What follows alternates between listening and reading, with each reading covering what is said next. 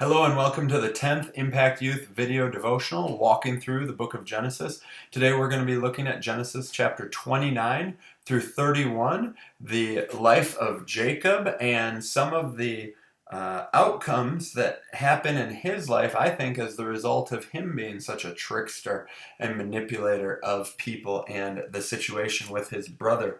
As you begin reading in chapter 29, he has left his own family because he's afraid of Esau, and he comes to this new place and he sees this woman he thinks is absolutely beautiful, and he agrees to work for 7 years for her father, and so that the father will give this beautiful woman Rachel to him. And at the end of 7 years, he is so excited to marry her, and he finds out that at the end of the day, when it's night, he has been tricked. He was married to instead the older sister Leah, who is not as easy on the eyes. Jacob's not very pleased about this. He has been tricked out of getting what he wanted and what he deserved. Sounds very familiar to what you read last time, doesn't it? So he agrees to work another 7 years if he can also have Rachel as his wife. I'll give you a hint. Having two wives who are sisters creates a little bit of competition. And the remainder of chapter 29 and 30 talks about them trying to bear more and more children for Jacob.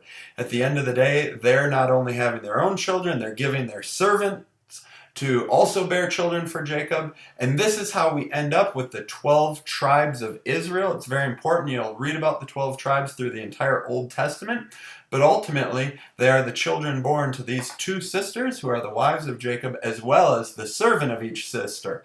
As that continues and Jacob's working for his father-in-law, you'll read an interesting story about the flocks that he's trying to grow for himself, but his father-in-law continues to try to manipulate and trick him to make things better for his father-in-law. Jacob tries doing things himself to manipulate the situation, and eventually it gets so bad that Jacob decides he has to leave Laban, his father-in-law.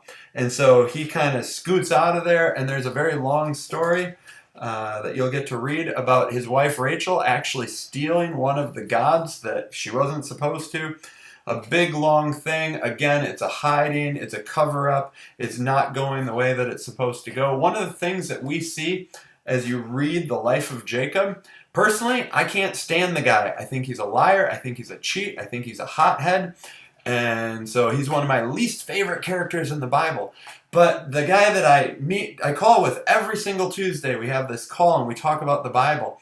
He's told me, Ryan, I love Jacob because Jacob reminds me of all the different ways that I sin and I mess up. And yet we still see God work through Jacob's life as we go through the rest of Genesis. And God's able to work through our lives, even though we're as much as sinners as Jacob is, as you read through these stories. So I hope that you enjoy reading these stories. I'm sure you'll find several things that surprise you.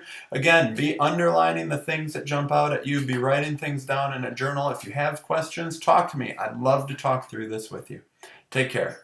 God bless.